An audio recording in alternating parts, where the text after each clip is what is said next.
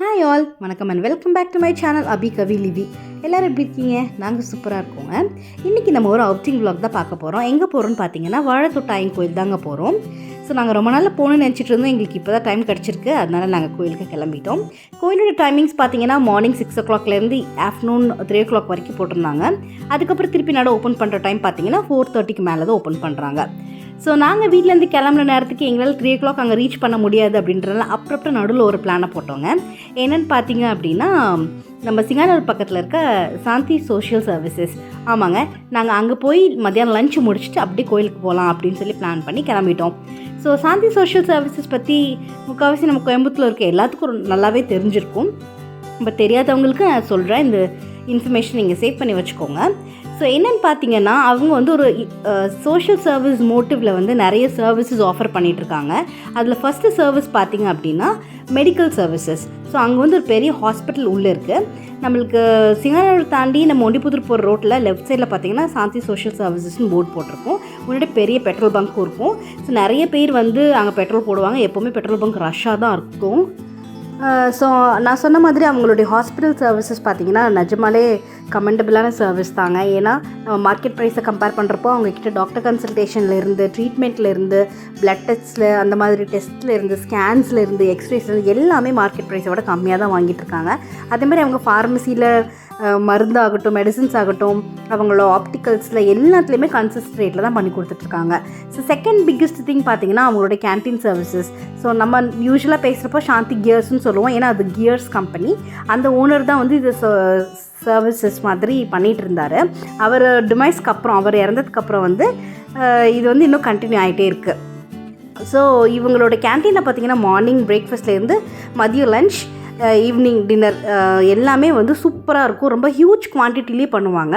மதியம் லஞ்செலாம் பார்த்திங்கன்னா கிட்டத்தட்ட 4000லேருந்து 5000 மீல்ஸ் வந்து அவங்க கொடுத்துட்ருக்காங்க. அதுவும் நல்ல குவாலிட்டியில் கொடுத்துட்ருக்காங்க. ரேட்டு பார்த்திங்கன்னா வெறும் 20 rupees தாங்க. வெளியில் பார்த்திங்கன்னா 80லேருந்து 120 வரைக்கும் மீல்ஸ் போயிட்டுருக்கு நார்மலாகவேவும். ஸோ நம்ம ஊரில் வந்து இப்படி வந்ததுக்கப்புறமா ட்ராப்பிங் ஜோன் அப்படின்னு சொல்லிட்டு ஒரு ஏரியா கொடுத்துருக்காங்க. அப்புறம் பார்க்கிங் ஃபெசிலிட்டிஸும் ரொம்ப நல்லாயிருக்கும். நீங்கள் 2-wheeler 4-wheeler எதாக இருந்தாலும் நல்லா பார்க் பண்ணிக்கலாம் உள்ள சேஃப்டியாக. ஸோ இது உள்ளே பார்த்தீங்கன்னா என்னோட இவ்வளோ கூட்டமாக இருக்குன்னு பார்க்குறீங்களா? ஸோ இவங்க எல்லாமே ஃபுட்டு சாப்பிட வந்தவங்க தான். உள்ளே வந்தோடனே ரொம்ப ஆர்கனைஸ்டாக, ஏன்னா ரொம்ப கூட்டம் இருக்கிறனால நம்ம மக்களை வந்து இது பண்ணணும் இல்லையா? ஸோ ஆர்கனைஸ்டாக நம்ம வந்து உட்காந்துட்டோம் அப்படின்னா ஒரு லைனாக பார்த்து அமுச்சு விட்ருவாங்க. அதே மாதிரி நம்மளுக்கு ஏற்றப்பல பிளாஸ்மா டிவியில் என்ன மெனு போயிட்டுருக்கு, அதே மாதிரி மீல்ஸை வந்து இன்றைக்கி 4000 மீல்ஸ் பிளான் பண்ணியிருக்காங்கன்னா இப்போ எவ்வளோ குவான்டிட்டி போயிருக்கு, எவ்வளோ வந்து பேலன்ஸ் இருக்குது அப்படின்ற மாதிரி வந்து டிஸ்பிளே பண்ணிகிட்ருப்பாங்க. என்ன மெனு, இன்றைக்கி என்ன சாம்பார், என்ன பொரியல், என்ன கூட்டு அப்படின்றதெல்லாம் வந்து டிஸ்பிளே பண்ணிகிட்ருப்பாங்க. ஸோ இந்த மாதிரி நம்ம உள்ளே என்டர் ஆன உடனே இங்கே வந்து ஒன்லி வந்து டைனிங் மட்டும்தாங்க அலௌடு. பார்சல்ஸ் இந்த மாதிரி எதுவும் கொடுக்க மாட்டாங்க. முன்னாடியே வந்து டோக்கன் எடுத்துக்கணும். டோக்கன் எடுத்து நம்ம உள்ளே கொண்டு போய் கொடுத்தோம் அப்படின்னா நம்ம செல்ஃப் சர்வீஸ் மாதிரி தான் கிட்டத்தட்ட. அந்த பஃபே மாதிரி வந்து உள்ள பர்சன்ஸ் கொடுப்பாங்க. நம்ம வந்து அப்படியே தட்டில் ஒன்று ஒன்றா வாங்கிட்டு நம்ம போயிட்டே இருக்கலாம். ஃபுட்டு வந்து ரொம்பவே நல்லா டேஸ்ட்டாக இருக்கும். நான் என்ன ஓவர் எக்ஸாஜரேட் பண்ணுறேன்னு நினைக்காதீங்க. 20 ரூபாய்க்கு நிஜமாலே அவ்வளோ குவாலிட்டியாக இருக்கும் ஃபுட்டு. சாம்பார், ரசம், மீல்ஸ் பார்த்திங்கன்னா கூட்டு, பொரியல் எல்லாமே கொடுத்துருவாங்க. ஒரு ஸ்வீட்டு, இந்த மாதிரி உள்ளே போனோடனே இந்த மாதிரி நம்மளுக்கு டம்ளர் ஒன்று எடுத்துக்கணும். எல்லாத்தையும் சாப்பிட்டதுக்கப்புறமா வெளியே வந்து நம்ம வச்சுட்டு கை கழுவிட்டு வெளியே வந்துடலாம். வெளியே வந்தோடனே ஸ்நாக்ஸ் கவுண்டர் இருக்கும். இங்கே ஜூஸஸ்ஸு, அதே மாதிரி மற்ற ஸ்நாக்ஸ் ஐட்டம்ஸு, முறுக்குலேருந்து சிறுதானிய முறுக்கு, சிறுதானிய ஸ்வீட்ஸு, அது எல்லாமே அவைலபிளாக இருக்கும். வாங்கிக்கலாம். எல்லாமே நார்மல் ரேட்டில் தான் இருக்கும். ஸோ டைமிங்ஸ் நான் இதில் கொடுத்துருக்கேன். நீங்கள் மென்ஷன் பண்ணியிருக்கிறத பார்த்துட்டு நீங்கள் அதுக்கு தகுந்தபடி போய்க்கோங்க. ஓகே, நெக்ஸ்ட் திங் பார்த்தீங்க அப்படின்னா, இது இங்கே இருக்கிற பார்க். ஸோ சாந்தி கெஸ்ட் பார்க் பார்த்திங்கன்னா ரொம்ப ஃபேமஸ் அந்த ஏரியாவில். ஸோ குட்டீஸ் வந்து பயங்கரமாக என்ஜாய் பண்ணுவாங்க. நல்ல பெரிய பார்க்கு, நிறைய ப்ளே ஏரியா இருக்கும் விளையாடுறதுக்கு. ஸோ நாங்கள் போயிருந்த டைம்லேயும் நிறைய குட்டீஸ் விளையாண்டுருந்தாங்க. நாங்கள் லஞ்ச் நல்லா கட்டுன்னு கட்டிட்டு வெளியே வந்து பாப்பா கொஞ்ச நேரம் விளையாட விட்டுட்டு அதுக்கப்புறமா நம்மளுக்கு போனால் டைம் சரியாக இருக்கும் அப்படின்றனால கொஞ்ச நேரம் விளையாட விட்டுட்டோம். ஸோ பாப்பா நல்லா என்ஜாய் பண்ணி விளையாண்டுருந்தாங்க. அங்கே நிறைய கிட்ஸ் விளையாண்டுருந்தாங்க. நாங்களும் அப்படியே உட்காந்து ரிலாக்ஸ்டாக உட்காந்து குழந்தைங்க விளையாடுறத பார்த்து என்ஜாய் பண்ணிகிட்டு இருந்தோங்க. அது ஒரு செம ஃபீல் தான். அதனால் குழந்தைங்க விளையாடுறத பார்க்குறது, என்ஜாய் பண்ணுறத பார்க்குறது, அப்படியே நம்ம சைல்ட்ஹுட்டுக்கு போயிட்டு வந்த மாதிரி இருக்கும். ஸோ விளையாடுங்க கொஞ்ச நேரம்னு சொல்லிவிட்டு ரெஸ்ட் பண்ணதுக்கப்புறமா சரி நம்ம கோயிலுக்கு கிளம்பலாம் அப்படின்னு சொல்லிட்டு பிளான் பண்ணோம். ஸோ கோயிலை பற்றி நான் சொல்லணும். ஸோ வாழைத்தோட்டாயம் கோயில் போகிறதுக்கு பார்த்தீங்கன்னா 2 ரூட்ஸ் எடுத்துக்கலாம். ஒன்று வந்து அவினாஷி ரூட்லேயே போயிடலாம். நம்ம வந்து சோமனூர் பிரிவில் போயிட்டு ஜாயின் பண்ணிக்கிற மாதிரி இருக்கும். ரெண்டாவது பார்த்திங்கன்னா நாங்கள் வந்த ரூட்டு சிங்காநல்லூர் வழியாக வந்திருக்கோம். சிங்காநல்லூர், சூலூர் தாண்டோடனே காரணப்பேட்டை ஜங்ஷன்லேருந்து லெஃப்ட் எடுத்து நம்ம வாழைத்தோட்டாயம் கோயில் போய்க்கலாம். ஸோ நான் கோயிலுடைய கூகுள் மேப் லிங்க்கும் டெஸ்கிரிப்ஷனில் கொடுக்குறேன், நீங்கள் செக் பண்ணி பார்த்துக்கோங்க உங்கள் ஏரியாவிலேருந்து எவ்வளோ கிலோமீட்டர்ஸ் வருதுன்னு சொல்லிட்டு.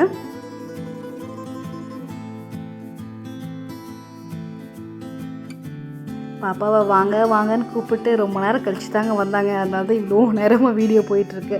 ஓகே, நாங்கள் கிளம்பியாச்சு. நான் சொன்ன மாதிரி நாங்கள் எடுத்த ரூட் பார்த்திங்கன்னா சூலூர், காரணப்பேட்டை. இப்போ நான் வந்து கோயிலை பற்றி கொஞ்சம் ப்ரீஃபாக சொல்லிடலான்னு நினைக்கிறேன். ஏன்னா நிறைய பேத்துக்கு தெரிஞ்சிருக்க வாய்ப்பு இருக்குது. இல்லை இதுதான் நீங்கள் ஃபர்ஸ்ட் டைம் இந்த கோயிலை பற்றி கேள்விப்படுறீங்க அப்படின்னா அவங்களுக்கு நான் வந்து அதோடைய ப்ரீஃப் சொல்லிடுறேன். அந்த கோயிலுடைய ஆக்சுவலி என்ன சாமி கும்பிடுறோம் அந்த கோயிலுக்கு அப்படின்னு பார்த்தீங்கன்னா சிவன் தான்.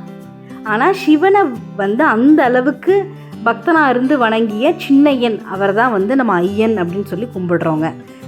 ஓகே, ஸோ இந்த சின்னையன் அப்படிங்கிறவர் வந்து ஒரு நார்மலான குடும்பத்தில் பிறக்கிறாரு. ஸோ அவர் வந்து பயங்கரமான ஒரு சிவபக்தனாக இருக்கார் சின்ன வயசுலேருந்தேவும். அவர் வந்து சித்தர்கள் வழிபாடு அந்த மாதிரி வந்து அவருக்கு ஒரு சித்தர் வந்து பஞ்சாத்திர மந்திரங்கள் அந்த மாதிரி எல்லா மந்திரங்களையும் வந்து சின்ன வயசுலேயே சொல்லி கொடுக்குறாரு. அதே மாதிரி சிவனை வந்து எப்போவுமே சிவனை நினச்சே வாழ்ந்துட்டுருக்கா அவர். அந்த மந்திரங்களை கற்றுக்கிட்டதுக்கப்புறமா என்ன ஆகுது அப்படின்னு பார்த்தீங்கன்னா, அந்த விஷக்கடி இருக்கு இல்லையா, இந்த மனுஷங்களை வந்து ஏதோ கடிக்குது, பூச்சி கடிக்குது, ஒரு பாம்பை கடிக்குது அப்படின்னா, ஸோ அந்த மாதிரி இருக்கிறத வந்து குணப்படுத்துறதுக்கு வந்து அவர்கிட்ட வந்து அந்த சக்தி இருந்தது. ஸோ மக்களுக்கு வந்து எந்த விதமான கைமாறும் பார்க்காம, எந்த விதமான என்ன சொல்கிறது, அதுக்கு எந்த விதமான ஃபீஸோ எதுவுமே வாங்காமல் அவர் வந்து அந்த மாதிரி பிரச்சனைகள்லேருந்து வரவங்களுக்கு வந்து எல்லாத்தையும் குணப்படுத்தி அமுச்சு விட்றாரு. அப்படி போகிறப்போ அவர் என்ன சொல்கிறாரு, நீங்கள் எனக்கு எந்த காணிக்கையும் கொடுக்க வேணாம், நீங்கள் வந்து இதை வந்து சிவனுக்கே கொடுத்துருங்க அப்படின்னு சொல்லி ஏதோ ஒரு கோயிலுக்கு செஞ்சுருங்கன்ற மாதிரி சொல்கிறாரு. ஸோ பாம்பு கடிக்கையோ இல்லைன்னா தோல் வியாதி வருது, அந்த மாதிரி ஏதோ ஒரு அலர்ஜி மாதிரி வருது அப்படின்னா எல்லாத்துக்கும் ஒரு மருந்து கொடுக்குறாரு.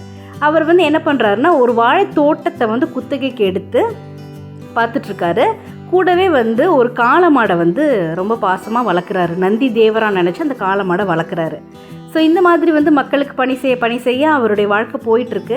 ஸோ அவருடைய 72வது வயதில் பார்த்திங்கன்னா சிவபெருமான் என்ன சொல்கிறாருன்னா, நந்தி தேவன் மூலிமா நீ என்கிட்ட வந்து சேர்ந்துருவ அப்படிங்கிற மாதிரி சொல்கிறாரு.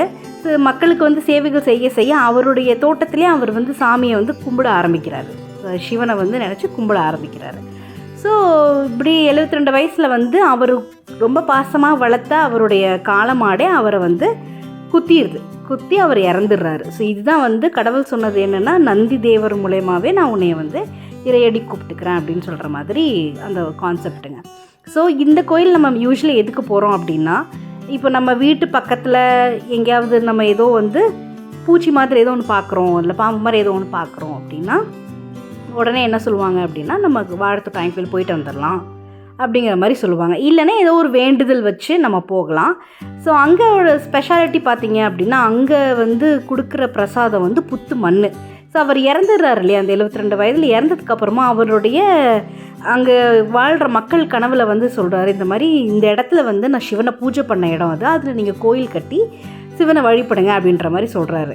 ஸோ அப்போ வந்து அவங்க அங்கே போய் பார்க்குறப்போ சுயம்புவ சிவலிங்கம் அவங்களுக்கு தெரியுது.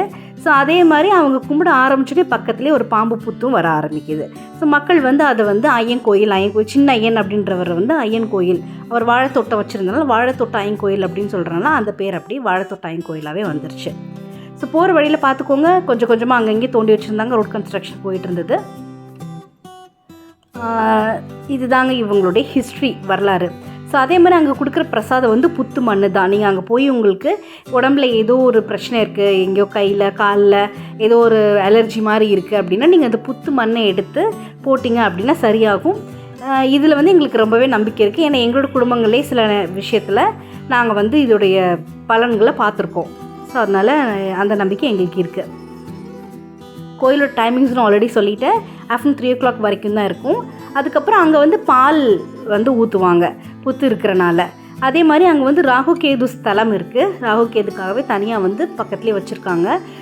கோயிலுக்குள்ளேயே வந்து பெரிய பெரிய சிலைகள் வச்சுருக்காங்க. அங்கேயும் ராகு கேது அபிஷேகங்கள் பூஜைகள்லாம் நடந்துட்டு தான் இருக்குது. ஸோ கோயிலை பற்றி வந்து சொல்கிறது இவ்வளோ தான். அதே மாதிரி நீங்கள் அங்கே இன்னொரு விஷயம் நாங்கள் அப்சர்வ் பண்ணது பார்த்தீங்கன்னா, நாங்கள் வந்து ஒரு பூஜை வாங்கலாம் அப்படின்னு நினச்சோம். அங்கேயே கடைகள்லாம் இருக்குது. பூஜை கடைகள், நம்ம பூக்கடைகள் எல்லாமே அங்கே இருக்குது. பட் இருந்தாலும் மக்களே, ஒரு சின்ன அட்வைஸு, நீங்கள் வந்து கோயிலுக்கு போகிறீங்க, பூஜை கொடுக்கணும்னு நினச்சிங்கன்னா, நீங்கள் கோயம்புத்தூர்லேருந்து போகிறப்போ நீங்களே கையில் வாங்கிட்டு போயிடுறது ரொம்ப நல்லது. பிகாஸ் அங்கே ரொம்ப ரேட் ஜாஸ்தி சொல்கிறாங்க. ஒரு பூஜையும் 1/2 லிட்டர் பாலும் பார்த்திங்கன்னா கிட்டத்தட்ட 180 ரூபா சொல்கிறாங்க. But I don't really think so. அவ்வளோ ஒர்த் கிடையாது 180 ரூபா. பட் சாமிக்கு தான் நம்ம கொடுக்கலாம், இல்லைன்னு சொல்லலை. ஆனால் எதுலேயுமே ஒரு நியாயம் வேணும் இல்லையா? ஸோ அதனால தான் சொல்கிறேன். பூவு அதே மாதிரி நம்மளுடைய கடவுள் கொடுக்குற அந்த பூஜை பொருள் அதையும் பார்த்து வாங்கிக்கோங்க. கோயிலில் பார்த்திங்கன்னா பார்க்கிங் ஃபெசிலிட்டிஸ் ரொம்ப நல்லாவே இருக்கும். வண்டிங்க வந்து நிறுத்துறதுக்கு நிறைய ஸ்பேஸ் கொடுத்துருக்காங்க. அதே மாதிரி உள்ளே வந்து சிவனை தான் நம்ம வழிபட போகிறோம். உற்சவ மூர்த்தியாக வந்து நம்மளுக்கு வந்து சின்ன ஐயனை வச்சுருப்பாங்க உள்ள சிலையாக. கோயிலுக்குள்ளே பெருசாக வந்து ஃபோன் அலௌடு இல்லை, ஃபோட்டோஸ் எடுக்கக்கூடாதுன்னு சொல்லி எல்லா பக்கமும் பேனர்ஸ் போட்டிருந்தனால நான் உள்ளே வந்து ரொம்ப கவர் பண்ணலைங்க. நாங்கள் போயிருந்தோன்னா ரொம்பவே கூட்டம் கம்மியாக இருந்தது. அப்போ தான் கோயில் ஓப்பன் பண்ணியிருந்தாங்க 4:30 அப்படின்றப்போ. அதனால் எங்களுக்கு நாங்கள் உள்ளே போனோம், மனமுடன் சாமி கும்பிட்டு வெளியே வந்த மாதிரி நல்லபடியாக கும்பிட்டு வெளியே வந்துட்டோம். ஸோ நான் சொன்ன மாதிரி பார்க்கிங் ஸ்பேஸு. ஸோ வெளியே சாமி கும்பிட்டு வந்தோன்னே இந்த மாதிரி சின்ன சின்ன கடைங்க இருக்குது. பிரசாதம் அந்த மாதிரி வாங்குகிற கடை, அந்த சின்ன சின்ன குழந்தைங்களுக்கு ஏதாவது விளையாட்டு ஜாமான் வாங்குற மாதிரி கடைங்க இருக்குது. ஸோ இதுதான் வந்து வெளியே இருக்கிற ஓவர்வியூ. ஸோ நீங்கள் கோயம்புத்தூரில் இருக்கீங்க அப்படின்னா மறக்காமல் இந்த கோயிலுக்கு ஒரு தடவை போயிட்டு வாங்க. முன்னாடி பிளாஸ்மாலாம் அவங்களுடைய அந்த ஹிஸ்ட்ரி அது வந்து ரன் ஆகிட்டே இருக்குது. எங்களுக்கு நின்று அதை கம்ப்ளீட்டாக கவர் பண்ணுற அளவுக்கு டைம் இல்லை. அதனால் நான் வெறும் கேப்சர் மட்டும் பண்ணிவிட்டு வந்துட்டேன். உள்ளேயே வந்து பார்த்திங்கன்னா அங்கங்கே வந்து போர்டில் பேனர்ஸ்லாம் அந்த ஹிஸ்ட்ரி எழுதி போட்டிருக்காங்க. ஸோ கோயிலோட வியூ இது தான். நாங்கள் முதல் தடவை போனப்போ நாங்கள் உள்ள கருவறைக்குள்ளேயே போய் பால் ஊற்றிருக்கோம். பட் இப்போ வந்து உள்ள கருவறைக்குள்ளே அலோவ் பண்ணுறதில்லன்னு நினைக்கிறேன். இப்போ நாங்கள் போனப்போ நாங்கள் வெளியே வந்து சாமி கும்பிட்டு வந்தோம். நல்லபடியாக சாமி கும்பிட்டாச்சுங்க. ஸோ எல்லாத்துக்குமே அந்த வாழைத்தோட்ட ஐயனோட அருள் இருக்கணும்னு சொல்லி வேண்டிக்கிறோம். ஓகேங்க, இந்த இன்ஃபர்மேஷனான vlog வந்து உங்களுக்கு எல்லாத்துக்கும் ரொம்ப பிடிச்சிருக்கும்னு நினைக்கிறேன்.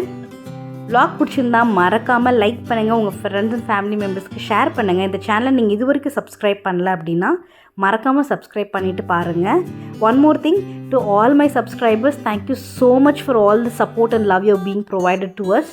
ஸோ நான் வந்து நினைக்கவே இல்லை எங்களுடைய சேனலுக்கு இவ்வளோ சப்போர்ட் கிடைக்கும் அப்படின்னு சொல்லிட்டு. So thank you so much for all the love and support you guys are giving us. So நாங்கள் முடிச்சுட்டு அப்படியே டாட்டா பபாய் அப்படின்னு சொல்லி கிளம்பிட்டோம். நல்லா சன்செட் டைமில் கிளம்புறனால நாங்கள் சுலூர்கிட்ட போய் அந்த தண்ணிக்கு அடியில் அப்படியே சூப்பராக சன்செட்டும் பார்த்தோங்க. So that was a delightful moment of the day. So கிளம்பி வந்துட்டுருக்கப்போ பார்த்தீங்கன்னா சூலூர்கிட்ட பயங்கரமாக பொருட்காட்சி போட்டிருந்தாங்க. ராட்டினம் எல்லாமே பார்க்குறதுக்கு ரொம்ப கலர்ஃபுல்லாக சூப்பராக இருந்தது. போகலான்னு பார்த்தோம், but already completed drain out, எனர்ஜியே இல்லை. அதனால் கிளம்பிட்டோம். ஸோ சன்செட் முடிச்சுட்டு வீட்டுக்கு போயிட்டோம். இந்த vlog உங்கள் எல்லாத்துக்கும் ரொம்ப பிடிச்சிருக்கும், இன்ஃபர்மேட்டிவாக இருக்கும்னு நினைக்கிறேன்.